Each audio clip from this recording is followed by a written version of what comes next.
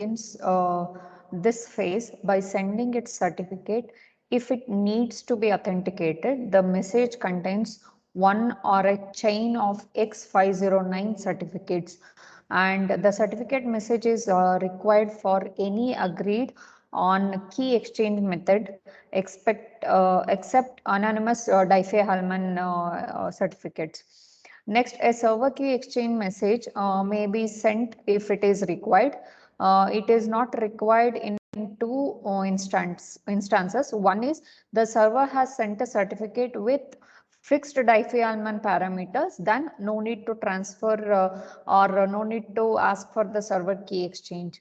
In second way, second method, a RSA key exchange is to be used. And next, in the phase 2 only, the server key exchange message is needed for the following, that is anonymous Diffie-Hellman certificate and empirical Diffie-Hellman certificate and RSA key exchange, and in which the server is using RSA but has a signature only RSA key, and also for Forteza. A signature is created by taking the hash of message and encrypting it with the sender's private key.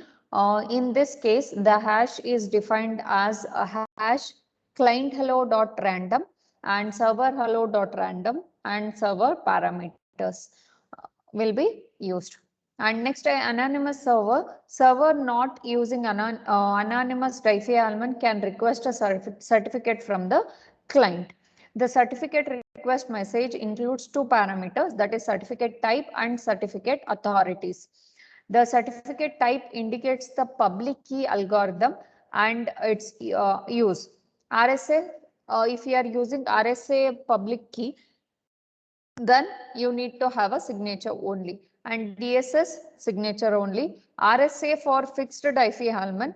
In this case, the signature is used only for authentication by sending a certificate signed with RSA. And DSS for fixed Diffie-Hellman, again used only for authentication, and RSA for empirical Diffie-Hellman certificate. And the second parameter in the certificate request message is a list of distinguished names of acceptable certificate authorities, and the final message in phase 2 and one that is always required is the server done message, and which is sent by the server to indicate the end of the server hello and associated messages. After sending this message, the server will wait for a client response. This message has no parameters. And in phase 3, client authentication and key exchange. Upon recipient of the server done message, the client should verify that the server provided a valid certificate and check that the server hello parameter are acceptable. If all is satisfactory, the client sends one or more message back to the server. And if the server has requested a certificate, the client begins this phase by sending the certificate message. If no suitable certificate is available, the client sends a no certificate alert instead. Okay.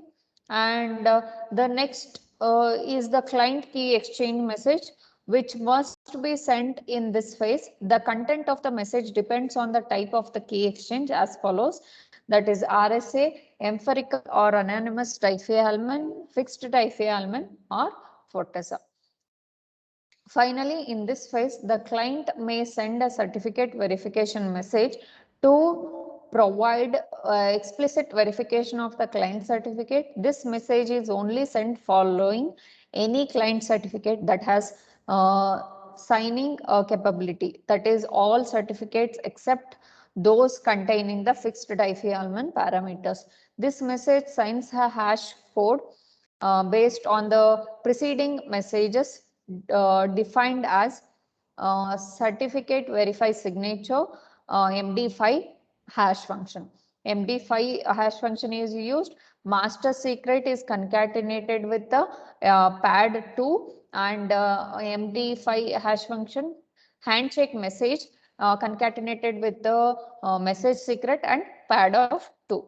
And if we are going for SHA1 hash function, SHA hash function on master secret padded with pad2 and SHA hash function for handshake message and master secret and pad1, where pad1 and pad2 are the values defined earlier with the MAC calculation. We have seen in the MAC calculation, same values will be there with pad1 and pad2. And handshake message refers to all handshake protocol messages sent or received starting at client hello, but not including this message. And master secret is the calculated secret whose construction is explained here.